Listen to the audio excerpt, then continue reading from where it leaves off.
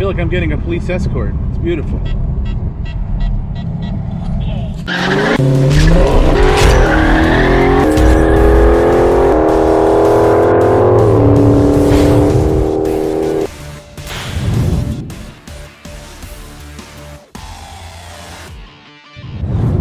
Ladies and gentlemen, welcome back for another episode.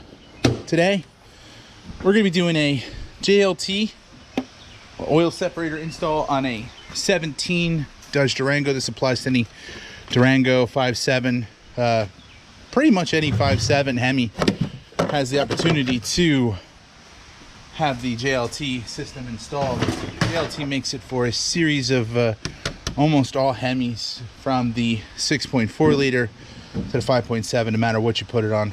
So let's get that installed. The JLT instructions for this are very simple.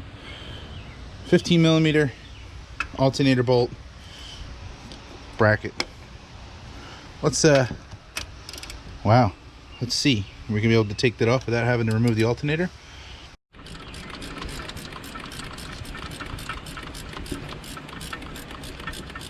Two hours later. See if we can do this by hand. Not quite. Oh, almost. Yeah. Stronger fingers. Come on. Come on. Herculean strength in my fingers. Please don't move alternator bracket. She feels good. Boom. I think it's important to note that this washer is not removable. So this is literally going to go through all this into the alternator. Tightened up. Boom, that's it. This bracket is secure. Now we got to run these lines. So, and take this guy off the side of the engine. Oh wow, this is. I'm gonna have to go grab my stronger arms. Yeah. I'll tell you what, this gave me quite a bit of trouble. Just remember that these are plastic and fragile. Ah, fragile. It must be Italian. Nobody wants to change the intake on their 17, well, if it was a 6.4, no, nobody wants to change their intake on a 5.7 for no reason. If you had a reason, yeah, okay. So let's get this converted over. Yeah, there we go, it's installed. Hoses are routed. Now, I use JLT products quite often. I have the JLT 3.0 here. My Hemi over there, my Daytona, has the JLT Cold Air 2, and has the JLT 3.0 oil separator on it as well. And I have had nothing bad to say about fitment issues on that. It has been beautiful. This, however, I was not too impressed with. There are fitment issues that I'm not concerned with right now, but I can see a lot of rub points, a lot of friction points. These hoses were way too long, and I've tried routing them in different ways to keep them out of the way. I mean, the pictures in the manual show them routed up underneath this harness right here, and we'll see how the engine cover clicks back in. So I wasn't a big fan of that. I think that they're a little too long on these, and I know I followed the mounting procedures as best as I could, but it just seems like we're trying to shove a little too much into this section. However, I'm gonna run it and I'll see what happens. If anything, I'll have to cut these hoses down and modify this kit. I really don't want to do that. So JLT, if you're watching, you know, you might want to make these a little adjustable in the end. I think they're a little too long. Anyway, so let's get this all bolted back together and start it up and see how it sounds. Side note, if for whatever reason you install this, make sure that you go inside of this container first before you run this, because these two screws are inside that container, and God forbid that you somehow rig this up and you try to run it without that connected. You suck two screws up in your engine and then you're blaming me or blaming JLT or whatever. That's the way my kit arrived, so just be warned. Oh boy, here we go. Engine cover time. I'm not a big fan of engine covers, but I mean, I get why they're useful, but they make the engine look nice and purty. But honestly speaking, they're trapping heat, and they're generally a pain in the ass to work around.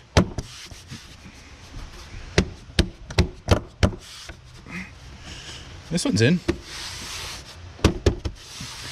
This engine needs a bath, but again, so not too bad.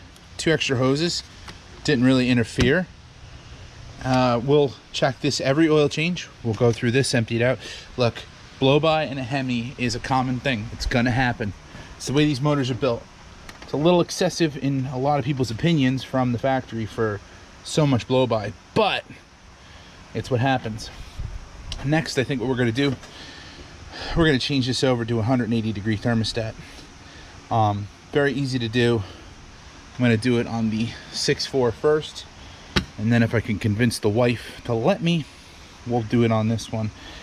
And why do a 180-degree thermostat? Well, it has from the factory 203 degrees, and you can go so much better doing the 180.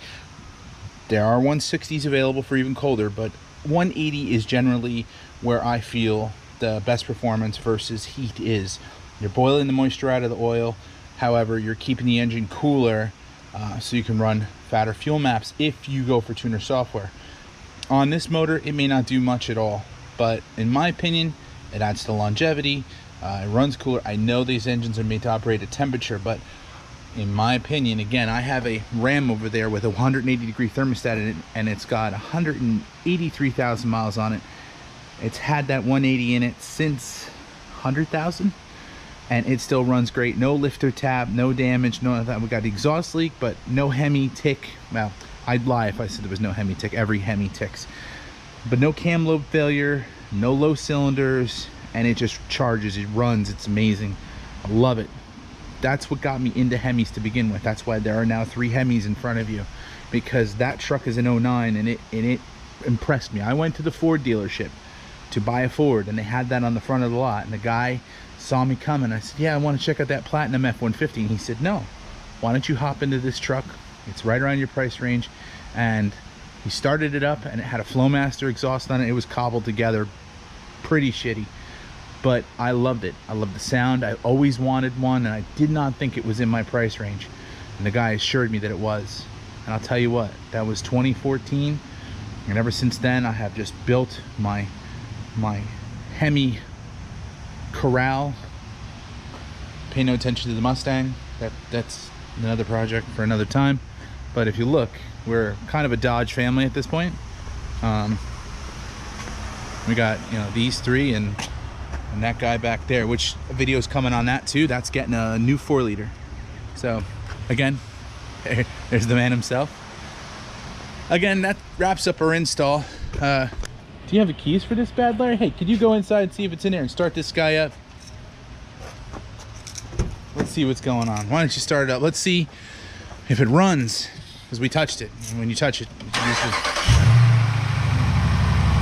hey! Awesome sauce. You can shut it off. Went with the Volant, cold air. Very impressed with it.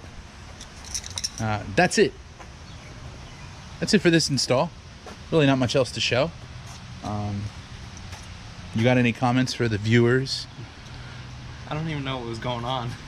Oh, we put this in. We did the JLT 3.0. Oh, okay. Oil separator. So now both of our Hemis have oil separators. The Dodge doesn't. The Ram doesn't, but this does. Yeah, it's fine. Yeah, it's fine. Go with it. Yeah. Run it. Been ran like that for 170. Secret. I'm gonna put a 180-degree thermostat in this and not tell Mom. Good. Yeah. Just 1, 2, good to go. I was gonna say it's only 2. I got one sitting over there ready to go. Not today. We'll film that. We're almost out of camera battery, and we've been doing a bunch of filming today. So again, that wraps it up. Thanks for joining. We'll see you in the next one. Like, subscribe, share, do something. I don't know. See you later.